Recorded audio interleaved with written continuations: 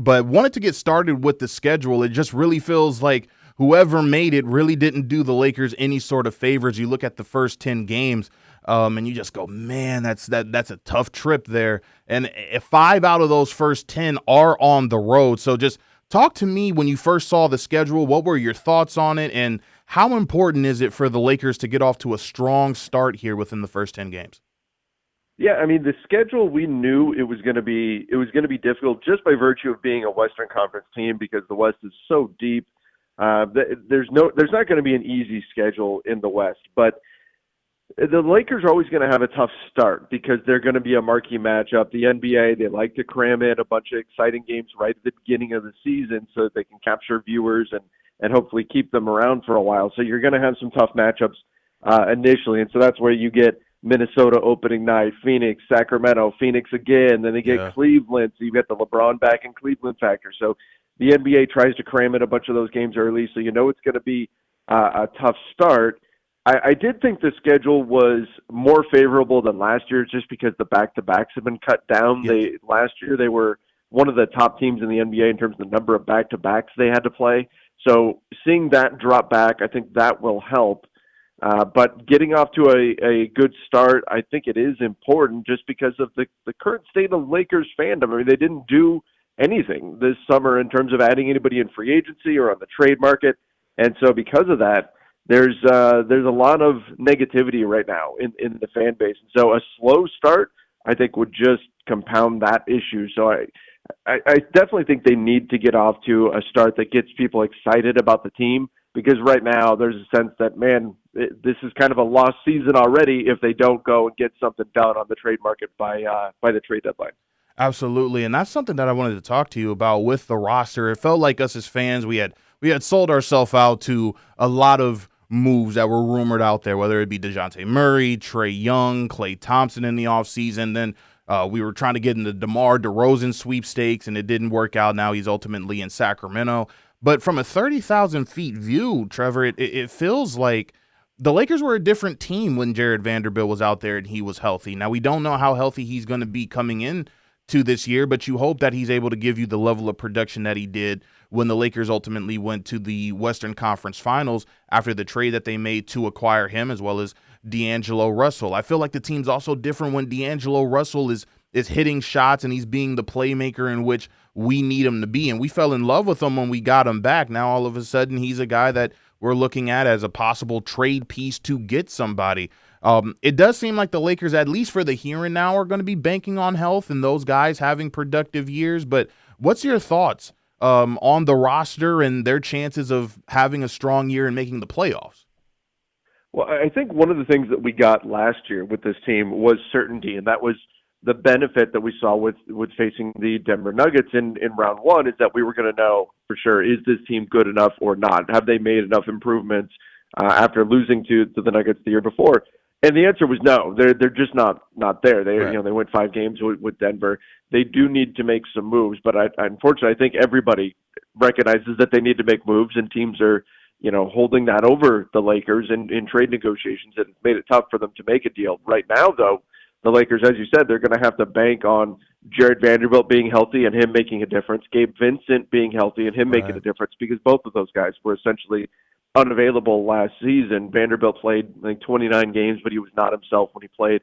And if they're both healthy and if they're both at the level that we hoped they would be the summer before last year, yeah, those guys can certainly help you out. But then you got to ask the question, what happens with LeBron James and Anthony Davis? They played more games than we would have expected last season. LeBron played 71, Anthony Davis played 76. Do those numbers come back, and does that mitigate any effect that you could have from a healthy Jared Vanderbilt and Gabe Vincent? So I don't think this team is quite good enough right now, talent-wise and fit-wise, to get where they want to go. But I do think that we've gone a bit too far in terms of sleeping on this team and considering this team to be just this horrible team that can't get the job done or can't get to the postseason. No, I think we saw last season they can certainly get themselves into the playoff mix. Right. Can they win a championship as is? Probably not, and that's where they're going to continue to search for trades all the way till the trade deadline and see if they can find something to give them that extra boost. You can follow him on X at Trevor_Lane. He is the host of Lakers Nation, as well as the front office show. You can hear that with Keith Smith.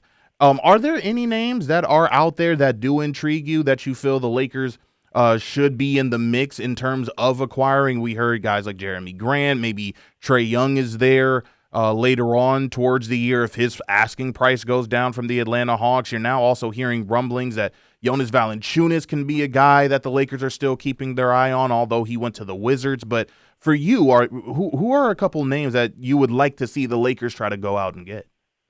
Yeah, I mean, I like Jeremy Grant. I think the asking price is simply too high on him right now, especially given the contract that he's on. I think he's an intriguing guy, though. If you can find a player who essentially takes, Rui Hachimura's offensive game and Jared Vanderbilt's defensive game and puts those together into one player. The Lakers need guys who can play both sides of the ball. Right. And while Grant's defense hasn't been great in recent years, he does have a history of being a solid defensive wing. So he's an interesting one. Cam Johnson with the Brooklyn Nets is an interesting player. There's a few of these wings that are out there. Dorian Finney-Smith could maybe give you something. The question for the Lakers, though, is what are you willing to give up in order to get guys like this? Because just in terms of trying to send out salaries, the Lakers being a Tier 1 apron team, that means that they're going to have to send out more salary than they bring back in a trade. So are you willing to sacrifice, a Rui Hachimura plus in order to get one of these guys? And how much better does that really make you? That's the question for the Lakers. But those are some guys that I think are interesting in terms of wings that they can target. I'm a big fan of Walker Kessler. I know the Jazz have considered moving on from him. He's not super happy there when he's not been in the starting lineup. Right. I think they really do need a big. Jonas Valanciunas is a name that they could certainly try to see what they can do there with Washington. I think they should have made more of an effort to sign him over the summer. He's a guy who's on LeBron's list. But they also like players like Wendell Carter. Miles Turner is on an expiring contract again. Could there be something there? I think they're going to leave no stone unturned looking at a lot of these guys. But again, the question's all going to come down to the price tag, because for the Lakers, if it's only one move that they can make, they have 2 tradable first-round picks, and if they can only make one move, that one move has to be enough to put them into title contention. And so far, the guys that we've talked about just don't quite do that if you're having to sacrifice one or more starters in Rui Hachimura or D'Angelo Russell in order to land that player.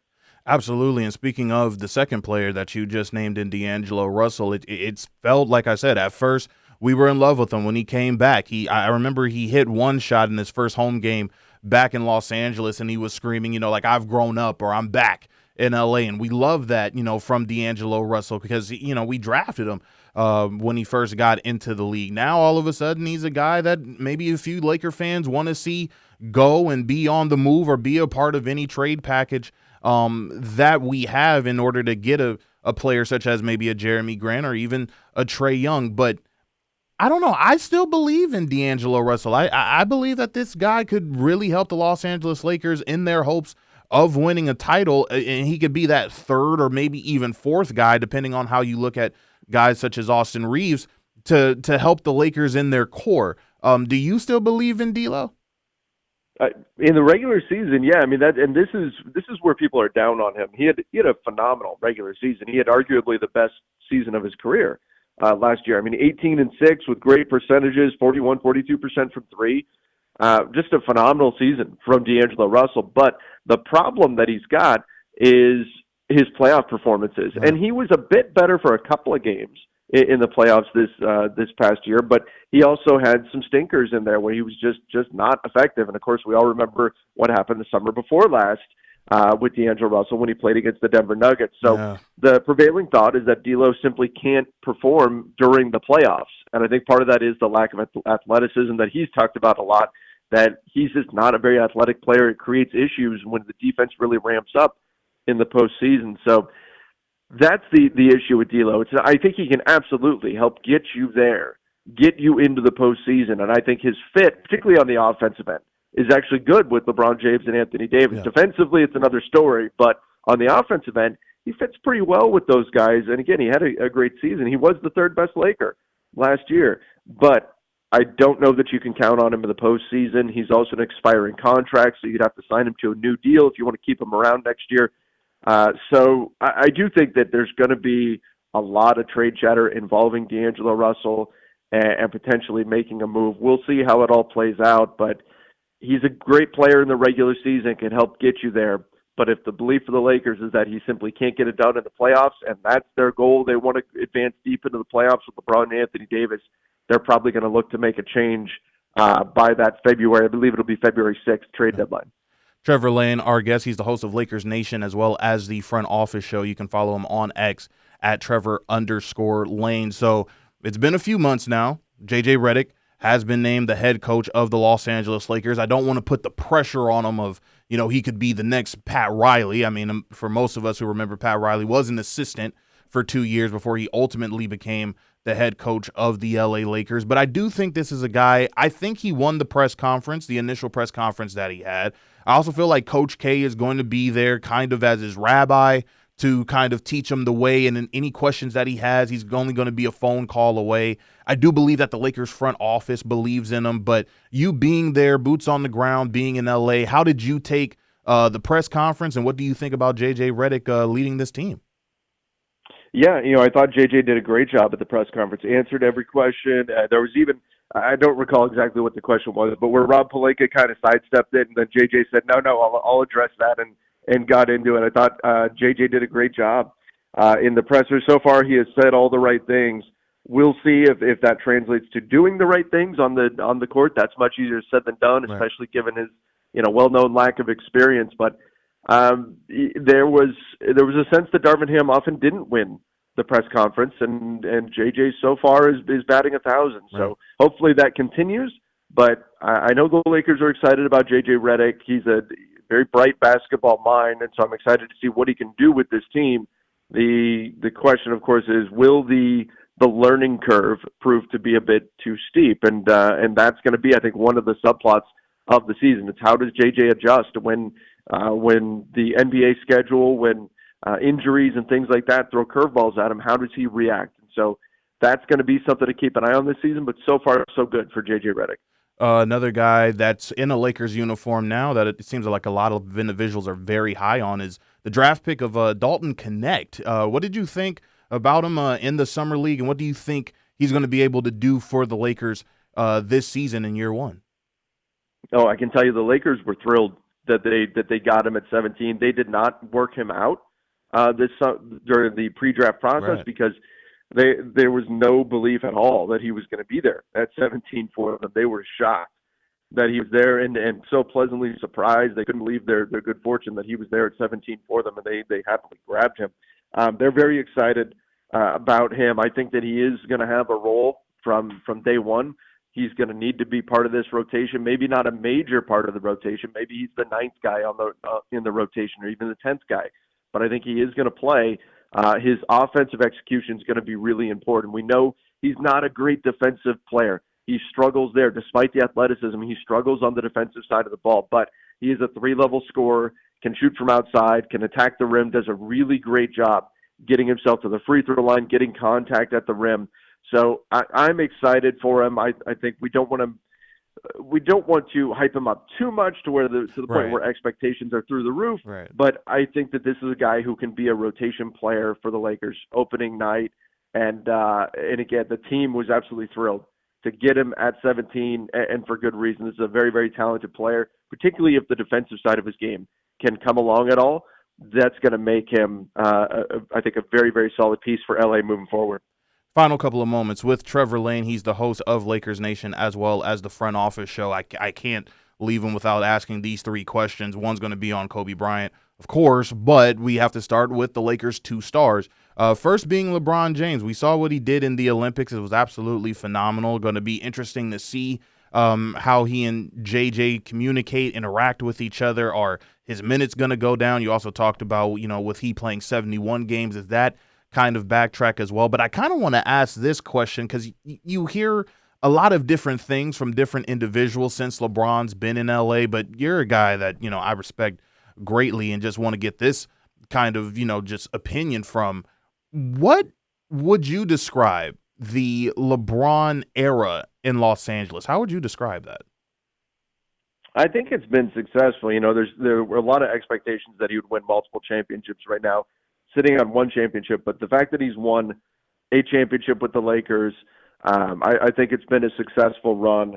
for LeBron. Obviously, there's frustration with where the team is at currently, and the Russell Westbrook trade is certainly an issue with when we look at this era that I think set the team back greatly, and we can debate how involved was LeBron in that? Was Right. that really a LeBron move, and did that undo a lot of what the team had going for them? But you win a championship. LeBron has brought so many eyes to the Lakers. He's brought so much attention to them, and I know the Lakers' hope is that he will ultimately retire as a Los Angeles Laker. Right. And play his final game of his career whenever that comes, whether it's this season, the next season, 3 seasons, 4 seasons, however long Right. he wants to play for. Yeah. They want him to play his final game in a Lakers jersey. So I think it's been overall a successful partnership between LeBron James and the Lakers, and we'll see if they can add to that trophy case, if they can give him a chance. He'll be turning 40 in December. We'll see if they can give him a chance to win another title. It seems like the guy that's probably going to give him one of the best chances is his running mate in Anthony Davis. This is a guy that many believe this is going to be on his back. If the Lakers are going to win a championship, it's going to be because of the play of Anthony Davis. Just in your opinion, how big is this year for the man in the middle? Yeah, I think it's a massive season for Anthony Davis. He did not win Defensive Player of the Year last year. I still think he should have won by this Right. point. He is such a good defensive player. But this is a big season for AD, just as it is every year. The Lakers are determined to make him a bit more of a focal point on the offensive end. JJ Redick has talked about not wanting to have those games where AD only gets one shot in the fourth quarter. They're talking about making him more of an offensive hub. I think last season we saw more of a full transition into this being Anthony Davis's team, him being the 1A guy and LeBron being more 1B. And that wasn't true every single night. No. But we did see more of a transition than we saw in years past. And I think that's going to continue. We'll see more LeBron off ball and more AD as the focal point on the offensive end. So they're going to be asking a lot of him on both sides of the ball. Again, he was remarkably healthy last season. That's not been the case for him historically. So we'll see how he holds up. 76 games played last season. And then that Olympic run, both LeBron and AD played with Team USA, won the gold medal. Does that have an impact on them in the NBA season here in terms of their legs and just their level of fatigue? That's going to be something to keep an eye on. But big season for AD, and the Lakers have big plans. They're going to lean upon him heavily, and I think ask him to be the guy here moving forward. Last one for you before we let you go. It still doesn't feel real to me to this day that Kobe Bryant is no longer with us. And, you hear the stories in which former players are talking about, or even those that are in the media talking about just the impact Kobe Bryant had on them and their lives. Just for you, do you have a Kobe story in which you could share with us, or a favorite Kobe moment that you had in which you could share with us as the listeners here in Jacksonville? Sure. Yeah. I mean, for me, my I thought the best representation of who Kobe was that final 60-point performance, the final game of his career. He had so many great moments, the championships won, the MVP, and all of that. But what set Kobe apart was his ability to push himself, to constantly strive to be better, to get the best out of himself. And it wasn't Kobe against the Boston Celtics, or Kobe against the Phoenix Suns, or Kobe against whoever. It was Kobe against himself. He was constantly trying to push his own limitations to become the best version of himself that he could be, and exhaust everything that he had in him. And I think that final game, it felt like, as I was watching that game, that he was burning out all the basketball he had left in him. Like he was giving everything that he had left, emptying the tank, I think, in a way that we hadn't really seen before. So it was an incredible moment, and I think it really spoke to just Kobe's whole mentality of trying to get the absolute most out of his talent and out of what his body would give him. And so that final performance where we saw him do the things that he did and really, I think, exhaust the energy reserves that he had left in him, it was absolutely phenomenal. We talk all the time about athletes leaving it all out there on the floor. I don't know if anybody's left it on the floor to the degree that Kobe did that night. So that's the one, bittersweet performance certainly, but I think it just encapsulated so much of what made him such a great player. If you need any sort of Los Angeles Lakers content, whether you are in the city of Los Angeles or anywhere around the country, you go to Trevor Lane. He is the host of Lakers Nation, also the front office show with Keith Smith, if you want to look at the NBA from a macro level, this would be the first place in which I would tell you to go. You can follow him on Twitter at Trevor_Lane. This is the first time he's been on our show, hopefully not the last. Trevor, thank you so much for doing this again, and hopefully we can do this sometime down the road. Yeah, absolutely. Happy to jump back on with you, and appreciate you having me on.